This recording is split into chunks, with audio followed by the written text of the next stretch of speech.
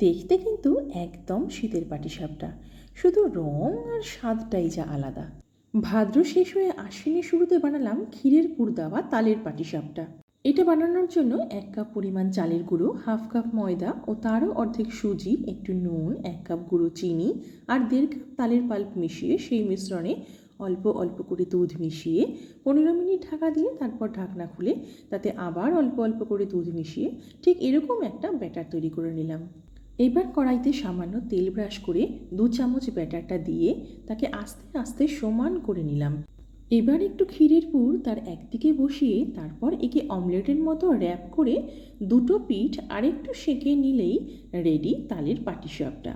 আমি দুধ ঘন করে ক্ষীরের পুরটা আগে থেকেই বানিয়ে রেখেছিলাম। এখানে পুরের জায়গায় ক্ষীরের বদলে কিন্তু নারকেলও খুব ভালো লাগে।